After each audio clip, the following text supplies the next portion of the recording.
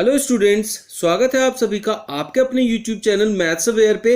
आज हम वर्ष 2017 का दिल्ली पुलिस कांस्टेबल का एग्जाम डिस्कस करने जा रहे हैं। तो उसका पहला क्वेश्चन क्या है,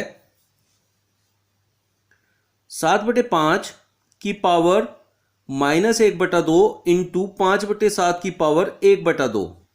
जब जो ये पावर होती है, अगर एक पावर माइनस में और एक प्लस में, तो माइनस वाली जो पावर होती है उसकी संख्या को आप उल्टा कर लीजिए, उसका रेसिप्रोकल ले लें। उसका रेसिप्रोकल लेके वो हो जाएगा 5/7 और पावर प्लस हो जाती है। अब आप देखेंगे कि दोनों की पावर जो है वो प्लस हो गई और दोनों का आधार भी समान हो गया। जब आधार समान होता है तो पावर जुड़ जाती है। तो पावर को जोड़ दीजिए।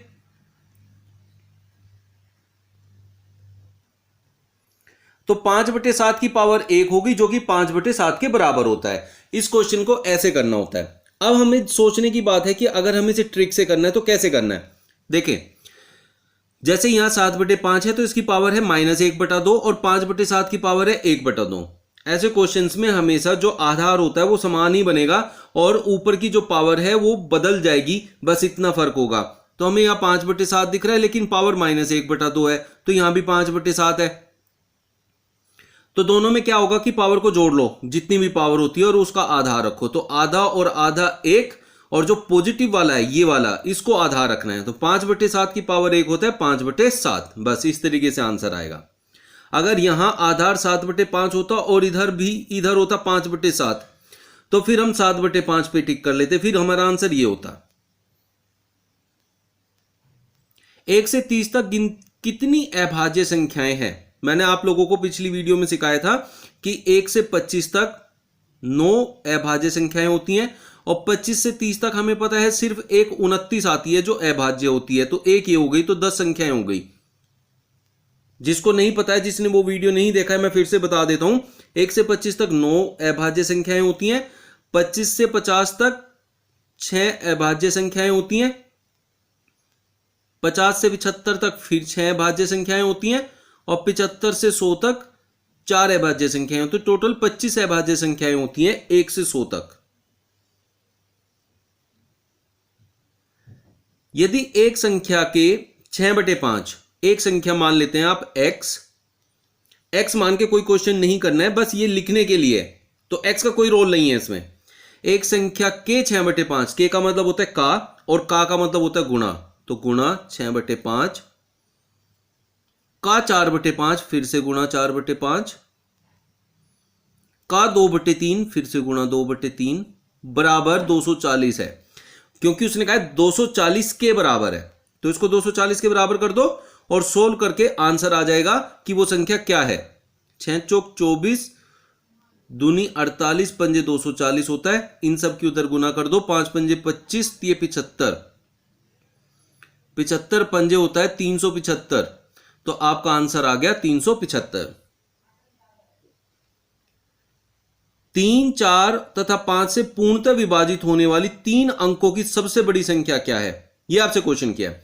देखिए, ये क्वेश्चन होता है लैसे का, लेकिन हम उसे वैसे नहीं करेंगे, क्योंकि मैंने आपको हर संख्या से विभाजित करने का नियम समझाया हुआ है। तो हम दूसरे तरीके से करेंगे, और वो क्या है, इन संख्याओं को लिख लेते हैं। 900, 910, 960, 990। अब हमें देखना है 3, 4 और 5 से। तो हम सबसे पहले वो देखेंगे जो सबसे आसान है, वो है 4। 4 से वो संख्या कटती है जिसके आखिरी के 2 अंक 4 से कट जाएं। 990, इसके 90 जो होता है वो 4 के टेबल में नहीं आता है, ये नहीं कटेगा।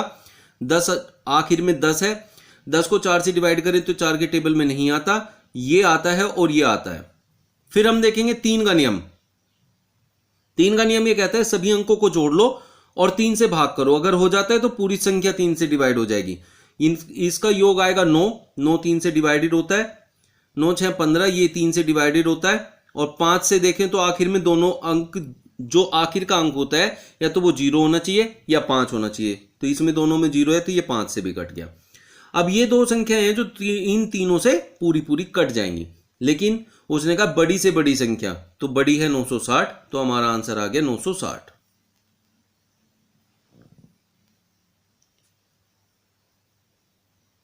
इसके बाद ये पॉइंट वाली संख्या है, तो इसमें पॉइंट वाली संख्या में मैं आपको ट्रिक बता देता हूं।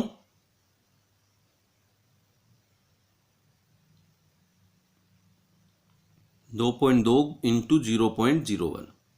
अब पहले आप लोगों को अगर ऐसा क्वेश्चन दिया है, देखिए इसमें बोर्ड मास रूल का यूज करना है, इन दोनों को मल्टीप्लाई करना है, इन दोनों को मल्टीप्लाई करके जोड़ देना है। लेकिन आपको ऐसा नहीं करना है, आपको देखना है ज्यादा दशमलव किस वाले में है।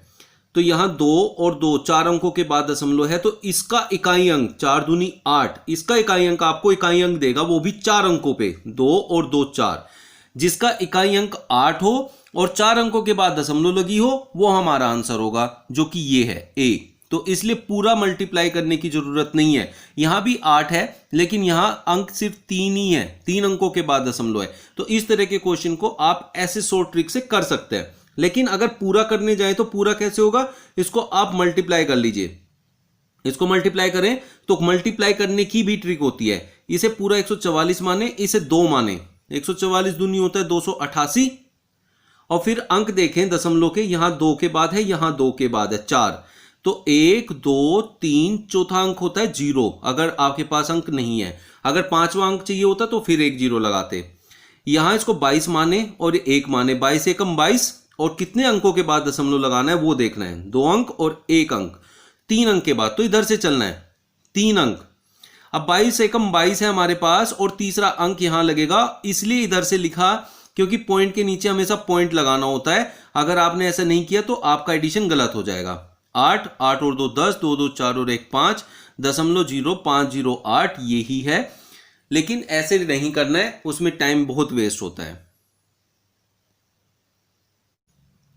अब ये क्वेश्चन देख लेते हैं। इसके अंदर हमें दिया 3500 के 3/7, के का मतलब भी का ही होता है, तो हम इसे लिखेंगे 3500।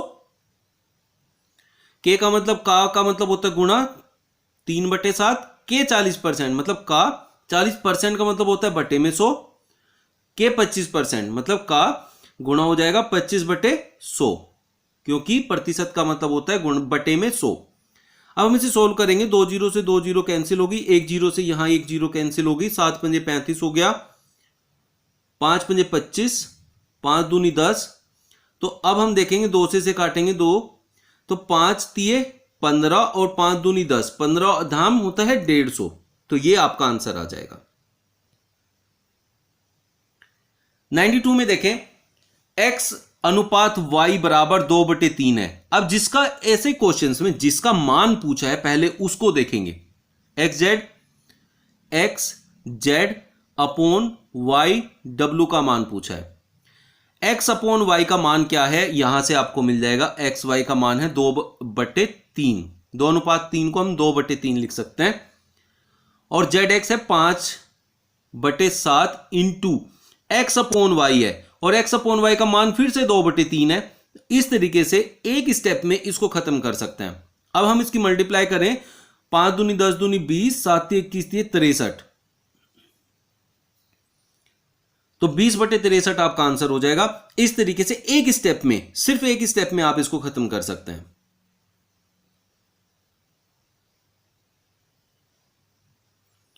नेक्स्ट क्वेश्चन देखें, इसमें औसत दिया है। औसत हम लोगों को पता है, जिसका भी औसत निकालना होता है सभी अंकों को जोड़ के जितने अंक होते हैं उससे भाग कर देते हैं, तो जो आता है वो हमारा औसत आ जाता है। अब यहां हम देखें, जितनी हमारे पास संख्याएं हैं इन सबको जोड़ेंगे और बटे में जितनी संख्या उससे भाग करेंगे। तो यहां कितनी संख्याएं हैं हम देख लेते हैं। यहां हमारे पास 1 2 3 4 5 6 संख्याएं हैं, तो हम 6 से भाग करेंगे और बराबर में औसत रखेंगे। औसत 49 है, और ऊपर इन संख्याओं को जोड़ लेंगे। तो जो हमारे पास संख्याएं हैं वो है 19, ए के साथ जोड़ लेते हैं, a plus 19 plus 63 plus 51 plus 78 plus 47, ये सब जुड़ के जब हम जोड़ेंगे तो ये बनेगा 7 8 15 16 और 3 19 और 9 28, 8 2 कैरी हो जाएगा, 6 7 13 5 18, 6 24 और 1 25, 258 हो गया। और इधर हो जाएगा 49 इंटू 6, ये 6 उधर मल्टीप्लाई में जाएगा, 49 इंटू 6 होता है 294, तो a बराबर 294 माइनस 258। अब इसको माइनस करें, 8 6 14 और 3, तो ए का मान आ गया आपका 36। इस तरीके से हम इसको निकाल सकते हैं। एक मूलधन एक निश्चित ब्याज दर से 2 वर्षों का साधारण ब्याज तथा चक्रवृद्धि ब्याज 1400 और 1470 है। मूलधन क्या है? आपसे जब भी साधारण ब्याज और चक्रवृद्धि ब्याज दे 2 साल का, तो आपको क्या करना है, पहले आप साधारण ब्याज को लिखें। साधारण ब्याज हर साल बराबर मिलता है, तो इसलिए हम इसे लिखेंगे 1400। तो 1400 का मतलब है पहली साल 700 मिला होगा और दूसरी साल भी 700 मिला होगा, और 1470 जो चक्रवृद्धि ब्याज मिला है उसमें पहले 700 मिला होगा फिर 770। ऐसा क्यों होता है? पहली साल साधारण और चक्रवृद्धि ब्याज दोनों समान होते हैं, ये याद रखना है। अब हम देखें 700 पे 770, अगली साल हमें यहां 700 ब्याज मिलना था साधारण, और चक्रवृद्धि ब्याज मिला 70 रुपए ज्यादा। इसका मतलब होता है अगली साल इस 700 का ब्याज मिला है हमें 70 रुपए। 700 का ब्याज 70 रुपए। देखिए अगर यहां एक जीरो कम हो रही है, जब भी ब्याज में एक जीरो कम होती है तो उसका मतलब होता है 10% का ब्याज मिल रहा है। 10% का ब्याज, अगर हमें ब्याज मिलेगा तो एक जीरो कम करके मिलेगा, और धन मिलेगा तो एक जीरो बढ़ा के मिलेगा, अगर 10% की बात होती है। तो अगर हमें यहां 700 रुपए ब्याज मिल रहा था, तो जो धन होगा वो एक जीरो बढ़ के मिलेगा, तो हमें मिलेगा 7000 रुपए। तो 7000 रुपए हमारा वो मूलधन था जिसपे इस ब्याज की बात हो रही है। तो इस ट्रिक को यूज कर सकते हैं 10% जहां भी आता है। यदि 12 वस्तुओं का क्रय मूल्य 15 वस्तुओं के विक्रय मूल्य के बराबर है, इसका मतलब है कि 12 वस्तुएं जितने रुपए में हमने खरीदी है, अगर हम उनको बेचने जाएं तो हम 15 चीज बेचकर उसको पैसे को पूरा कर पाएंगे। तो इसका मतलब क्या हुआ, हमारी 3 वस्तुएं भी बिक गई उसके चक्कर में, पैसे पूरे करने के चक्कर में, तो हमें हो गया नुकसान। तो पहले इस क्वेश्चन में समझना ये होता है कि हमें लाभ हुआ कि हानि हुआ। तो हमें हुई है हानि, क्योंकि 12 वस्तुएं हमने जितने रुपए की खरीदी उतने रुपए कमाने के लिए हमें 15 वस्तुएं बेचनी पड़ी अपनी, तो हमें नुकसान हो गया। वो भी कितना? 3 वस्तुओं का। तो जो नुकसान होता है उसको ऊपर लिखा जाता है, लेकिन उसमें देखना है हमारा कितना खर्चा हुआ। हमें बेचनी पड़ी अपनी 15 वस्तुएं, तो इसका मतलब हमारी 15 वस्तुएं चली गई, वो आएगा बटे में, क्योंकि हमारा 15 वस्तुओं का क्रय मूल्य लगेगा, क्योंकि उतना पैसा हमारा खर्च हुआ है, इंटू 100। तो इस तरीके से आपको इसका आंसर मिलता है ऐसे क्वेश्चन जब भी होते हैं। अगर आपको लाभ होता तो यहां छोटी आता, मतलब यहां फिर 12 आता। हानि है तो बड़ी संख्या आएगी, लाभ है तो छोटी संख्या आएगी बटे में, ऊपर अंतर ही आता है। लाभ हो या हानि हो, ऊपर अंतर ही रहेगा। लाभ है तो छोटी संख्या नीचे आएगी, हानि है तो बड़ी संख्या नीचे आएगी। बस ये बात तो आपको माइंड में रखनी है। 3 पंजे 15 20, तो 20% का आपको हानि हो गई यहां पर। यदि एक व्यापारी एक टेलीविजन पर 10% तथा 20% की 2 क्रमिक छूट देता है, तो दी गई निवल छूट क्या है? अगर आपको प्रतिशत में निवल छूट पूछता है, 2 छूट दी, पहले इतनी फिर इतनी, तो उसके लिए आपकी एक ट्रिक होती है कि पहली को और दूसरी को जोड़ लो और माइनस इन दोनों की गुणा करके 100 से भाग कर दें। तो ये आ गया 10 + 20 30, माइनस 2 एकम 2, जो कि होगा 28%। तो हमारा आंसर आ गया 28%। पहली चीज, जब आपको एक छूट दी जाती है फिर उसके बाद दूसरी छूट दी जाती है, उन दोनों के जोड़ से थोड़ा कम आंसर होता है। 10 और 20 हो गया 30, तो 30% की छूट कभी नहीं मिलेगी, तो ये आंसर तो होगा नहीं। उससे थोड़ा ही कम होता है, ज्यादा कम होता नहीं है, तो इसलिए ये दोनों नहीं आएंगे। थोड़ा कम है तो ये आएगा। और वो कैसे पता चलता है? ये यहां से जीरो हटानी दोनों की, 2 एकम 2, 2 कम करना है, तो 28 में से 2 गया आपका, वो 30 में से 2 गया तो आपका 28 आंसर आ जाएगा। ये वाली ट्रिक को यूज कर सकते हैं, नहीं तो आप ओरली भी इसको कर सकते हैं। अब ओरली करने का तरीका क्या होता है, हम ये समझ लेते हैं।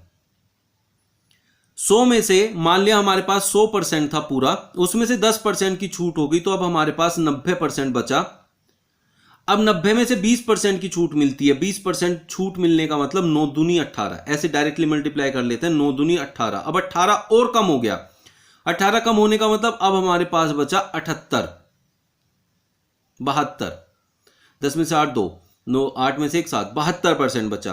अब 72% हमें देना है, तो इसका मतलब हमारा कम कितना हुआ है 28%, क्योंकि हमारे पास स्टार्टिंग में 100 था। तो 100 का अब 72 हमें देना है, तो इसका मतलब 28% की हमें छूट मिल गई। तो आप इस तरीके से भी इसको कर सकते हैं। किसी त्रिभुज का क्षेत्रफल 36√6 सेंटीमीटर स्क्वायर है तथा इसकी भुजाओं का अनुपात 4 5 7 है। त्रिभुज का परिमाप क्या होगा?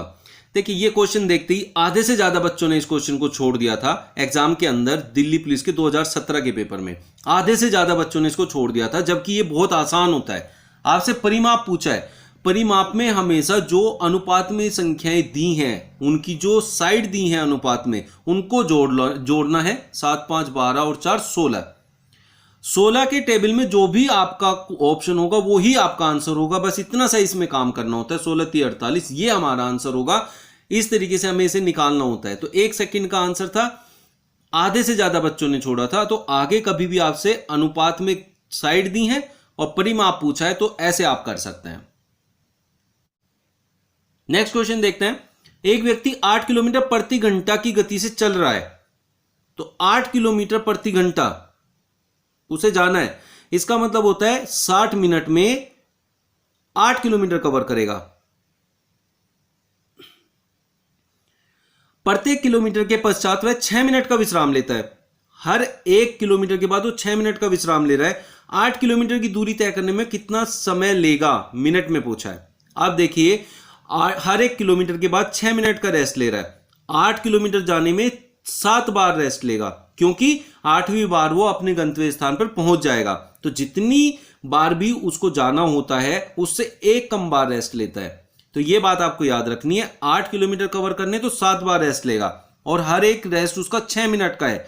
तो 7 छंग 42 मिनट ये लगेगी उसको, और वो 60 मिनट में 8 किलोमीटर कवर कर रहा है। 8 किलोमीटर ही उसको करना है, तो 60 मिनट ये लगेंगी उसको। तो 102 मिनट में वो अपने सफर को पूरा कर पाएगा। पी क्यू आर ने साथ मिलकर एक व्यापार आरंभ किया, तो आप ऐसे लिख लीजिए पी क्यू और आर। अब जो वो कंडीशन बोलेगा उसके अकॉर्डिंग आपको उसको पुट करना है। पी की पूंजी क्यू की पूंजी का 3 गुना है। क्यू जितने रुपए लगाता है पी उससे 3 गुना लगाता है। तो क्यू को हम मान लेते हैं कि क्यू 1 रुपया लगाता है, तो पी उससे 3 गुना मतलब 3 रुपए लगाएगा। तथा क्यू की पूंजी, जो क्यू की पूंजी है वो आर की पूंजी से आधी है। एक किसका आधा होता है? 2 का। तो आर ने 2 रुपए लगाए होंगे, तो इनका जो अनुपात बनेगा वो 3 1 और 2 का बन जाएगा।